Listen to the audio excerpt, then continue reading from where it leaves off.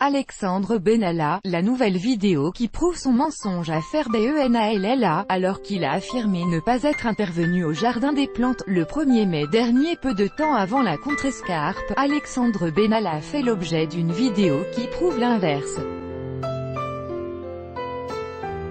L'essentiel quelques heures avant de se trouver place de la Contrescarpe, le 1er mai dernier, est d'être l'auteur des gestes violents pour lesquels il fait l'objet d'une première mise en examen. Alexandre Benalla se trouvait au Jardin des Plantes, toujours à Paris.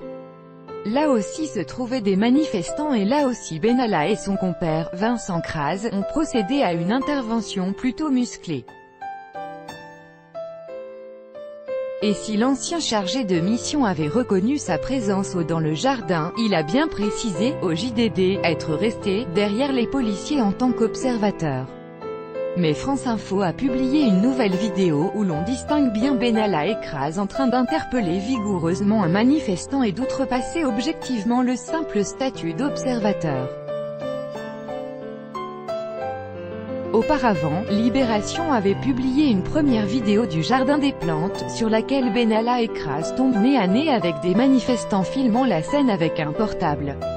Suite à cette vidéo, une nouvelle enquête a été ouverte ce lundi par le parquet de Paris, avec plusieurs chefs d'accusation: violence volontaire par personne dépositaire de l'autorité publique, usurpation de signes réservés à l'autorité publique, immixtion dans l'exercice d'une fonction publique, atteinte arbitraire à la liberté individuelle, dégradation volontaire d'un bien en l'espèce d'une vidéo et introduction frauduleuse dans un système de traitement de données personnelles.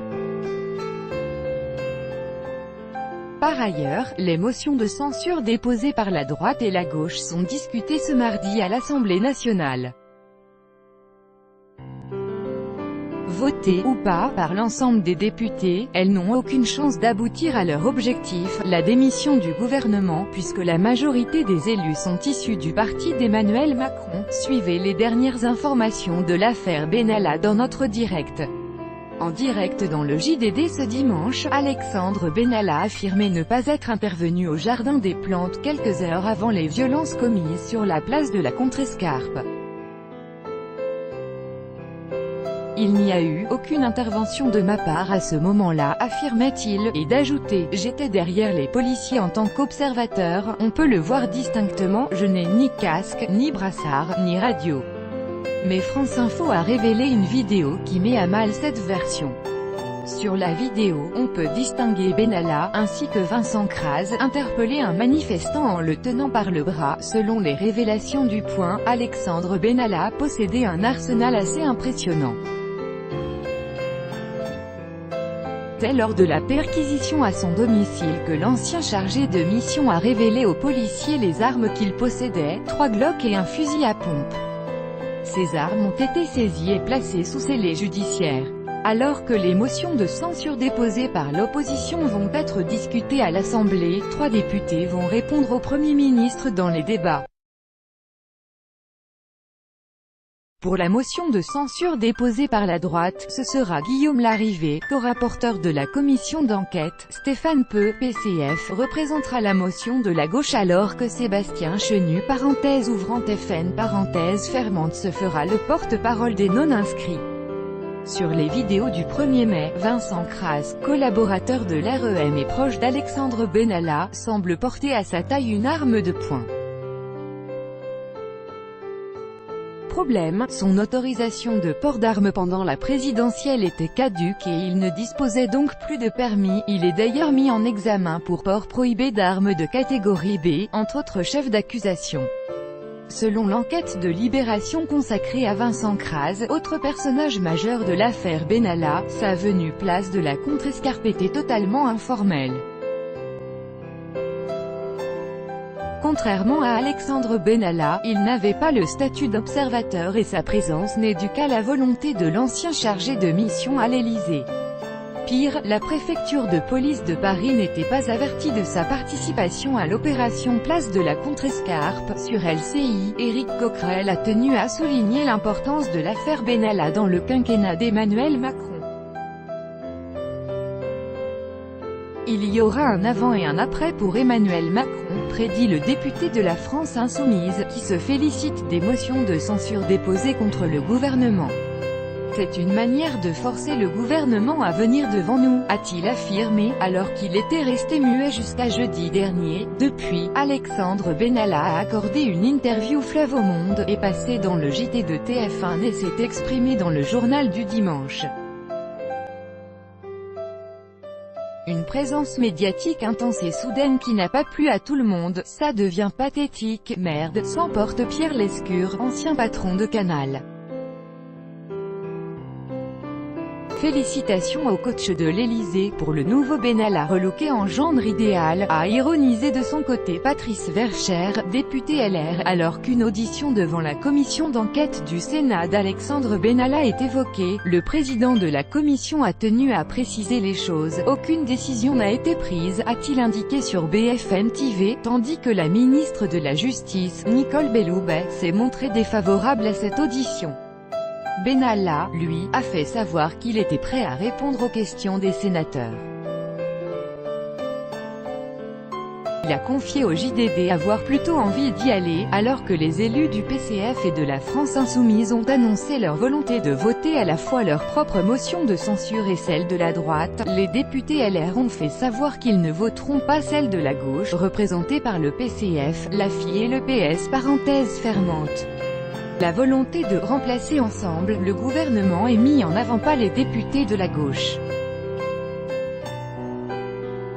Alors qu'une première vidéo avait été publiée par Libération, montrant une interpellation musclée de la part d'Alexandre Benalla et Vincent Kras sur des manifestants qui filmaient la scène, il convient de faire une précision sur la deuxième vidéo tournée au même endroit, au Jardin des Plantes. L'homme traîné par Benalla et Kras n'a rien à voir avec les manifestants précédemment nommés, affirme leur avocat. Eux ont d'ailleurs porté plainte, contrairement à l'homme tenu par les bras sur la vidéo, dont on ignore l'identité, après avoir reçu des messages d'injures antisémites et sexistes, pour lesquels elle a porté plainte. Yael Braun-Pivet est désormais la cible de menaces de mort. La présidente de la commission d'enquête de l'Assemblée a reçu des dessins de cercueils, sur lesquels on lui promet une balle dans la tête. Auparavant, voilà le type de message qu'elle a pu recevoir, rasage comme en 45, ou voilà la connasse qui préside la commission ce matin 100% des ripoux en marche, alors que les syndicats de police ont été chargés par Alexandre Benalla dans son interview au Monde. Les syndicats de police ne disent que des conneries, avait-il dit. Le syndicat des commissaires de la police nationale a regretté que la police puisse servir de bouc émissaire dans une affaire qui la dépasse. Reçu par le Premier ministre, le syndicat espère une définition du statut d'observateur lors d'opérations policières. Dans le portrait consacré à Alexandre Benalla dans le journal du dimanche, on apprend que l'ancien chargé de mission était un véritable « couteau suisse » comme il le dit lui-même. Ainsi, il s'est plusieurs fois vu confier la tâche de réceptionner ou même de dénicher des cadeaux diplomatiques pour les homologues étrangers d'Emmanuel Macron. Pour Xi Jinping, le président chinois, Benalla a dû trouver un cheval. Pour Justin Trudeau, le Premier ministre canadien, ce sera un kayak. Plus original encore, le cadeau fait au Premier ministre indien, un texte hindouiste très rare. La ministre de la Justice a exprimé son désaccord vis-à-vis d'une audition d'Alexandre Benalla devant la commission d'enquête du Sénat. Alexandre Benalla est la principale personne qui est mise en cause dans cette information judiciaire et il me semble délicat qu'il puisse intervenir et parler devant une commission d'enquête parlementaire, a expliqué Nicole Belloubet sur Europe 1. Et de justifier, je crois qu'il y aurait une confusion des rôles, des genres, qui n'est pas forcément très saine. Une audition de Benalla a bien été évoquée depuis quelques jours, elle aurait lieu à la rentrée. Le principal intéressé ne s'est d'ailleurs pas montré réfractaire face à une éventuelle audition. L'ancien ministre de l'Agriculture n'a pas été tendre avec l'actuel président de la République. Il y a quelque chose qui ne tourne pas rond chez Emmanuel Macron aujourd'hui, a-t-il lancé sur RTL. Stéphane Le Foll considère que l'attitude du président qu'il dénonce a de l'influence sur ses collaborateurs. Cette hyper-présidence a fini par se transférer sur les conseillers du président. Chacun se sent avec des pouvoirs qui vont au-delà de ce que doit être la loi, ajoute-t-il. Ce mardi après-midi, les motions de censure déposées par la droite et par la gauche seront discutées à l'Assemblée nationale. Pour rappel, le parti LR a déposé sa propre motion, tandis que les partis FI, PS et PC ont fait front commun contre le gouvernement en déposant une motion commune. Même si le Premier ministre, Édouard Philippe, devra y faire face, il n'y a aucune chance qu'elles aboutissent, la majorité des députés étant issus du parti présidentiel. C'est l'un des enseignements de l'audition de Christophe Castaner devant la commission d'enquête du Sénat ce mardi matin. Vincent Crasse, collaborateur de La République En Marche, a été licencié, a affirmé le délégué général du parti. J'ai souhaité le sanctionner car je considère grave ce qu'il s'est passé, a précisé Christophe Castaner. Et d'ajouter, ces faits risquent de porter atteinte à notre mouvement. 37, 18, 19h19 Affaire Benalla, nouvelle enquête ouverte, fin du direct, alors que l'audition du chef du GSPR, Lionel Lavergne, est désormais terminée, on apprend qu'une nouvelle enquête a été ouverte ce lundi par le parquet de Paris. Elle porte sur d'autres violences commises par Alexandre Benalla et Vincent Crasse. Cette plainte intervient après une plainte de deux jeunes, assurant avoir été victimes de violences de la part des deux hommes lors d'une interpellation musclée le 1er mai au Jardin des Plantes, à Paris. Une vidéo avait d'ailleurs été publiée sur le site de Libération.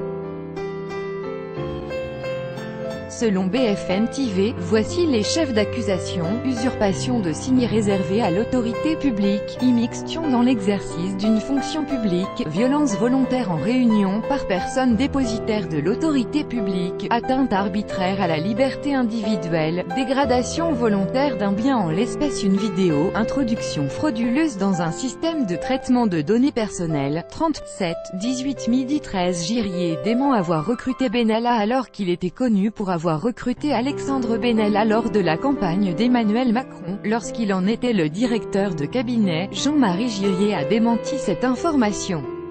Je n'ai pas recruté Alexandre Benalla en marche, à l'époque je n'étais pas en charge des recrutements, a-t-il fait savoir devant les sénateurs.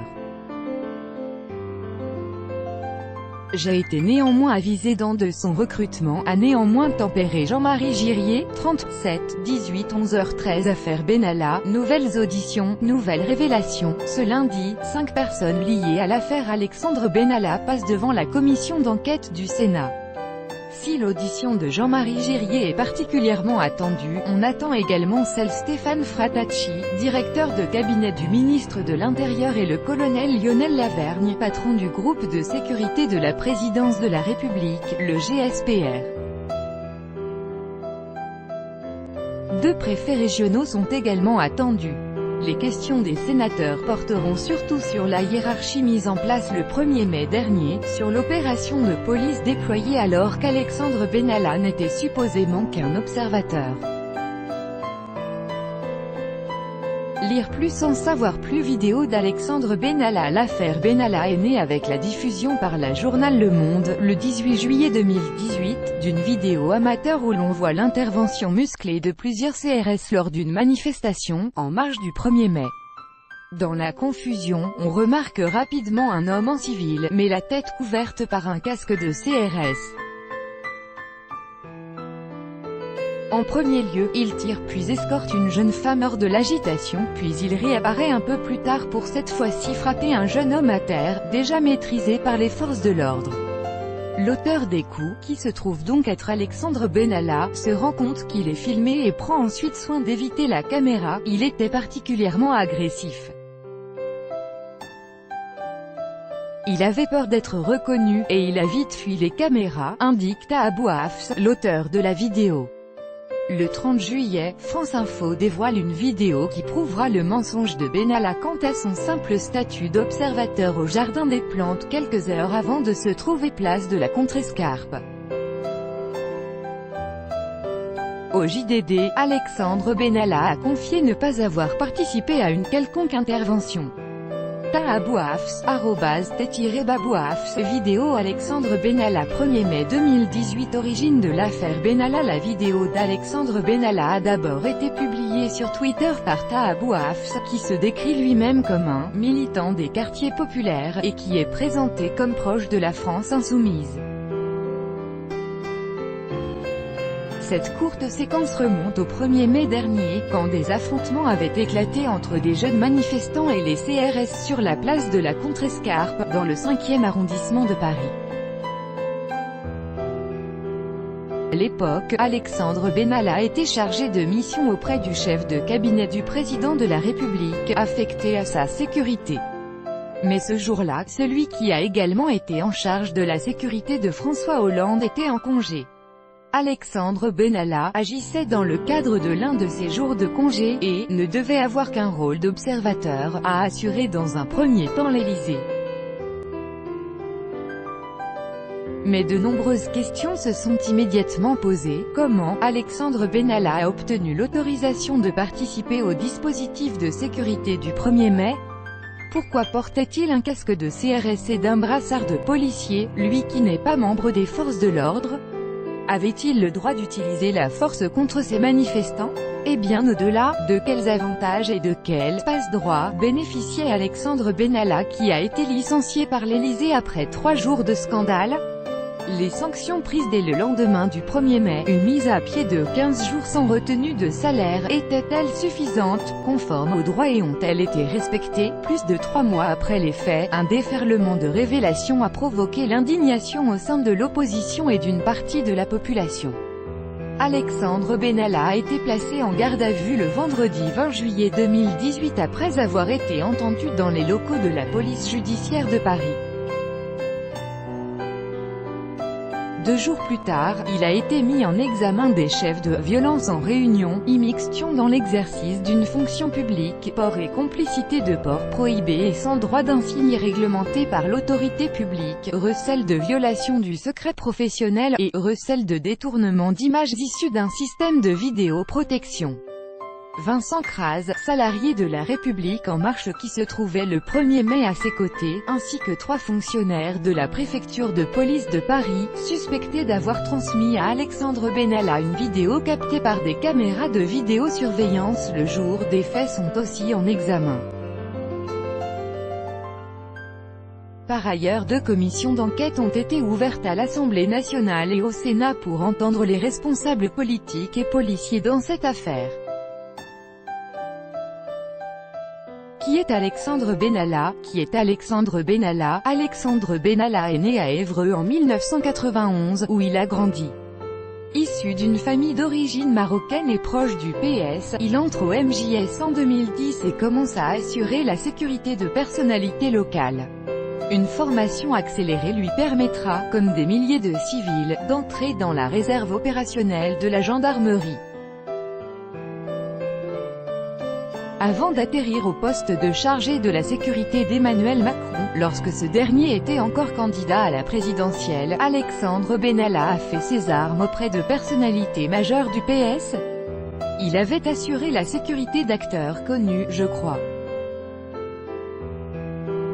Il souhaitait découvrir une autre facette du métier, raconte à LCI Éric Plumet, l'ancien directeur de la sécurité du PS, qui a formé Alexandre Benalla, alors âgé d'à peine 20 ans. Ce dernier assure la sécurité de Martine Aubry pendant la primaire socialiste qui a précédé la campagne présidentielle de 2012.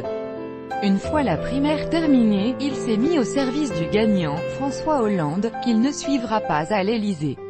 Entre-temps, Alexandre Benalla fut brièvement le chauffeur d'Arnaud Montebourg avant de se voir renvoyé par le représentant du « Made in France » pour « faute professionnelle ».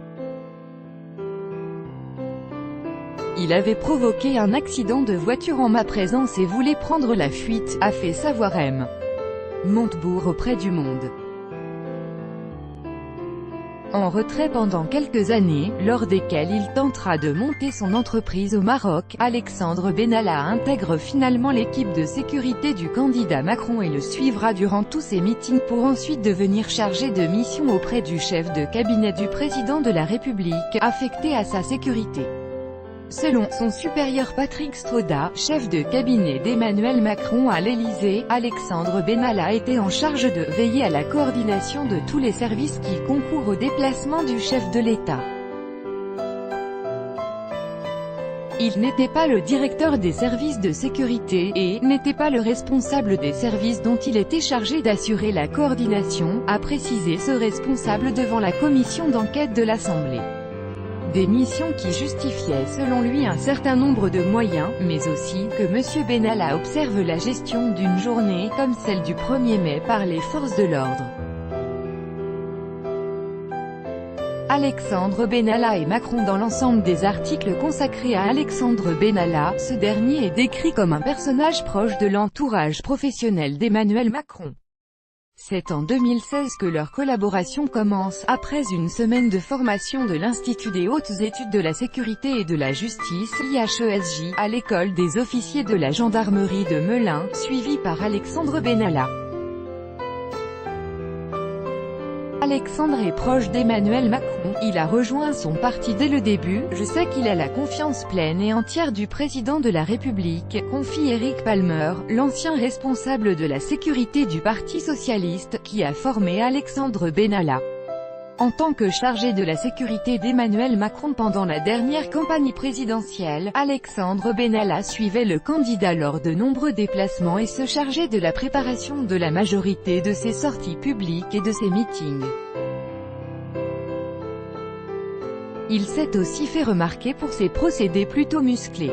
À cette époque, par exemple, il aurait effectué une demande pour que les gardes du corps du candidat soient équipés de pistolets à balles en caoutchouc, mais aussi d'un flashball et de boucliers anti-émeute.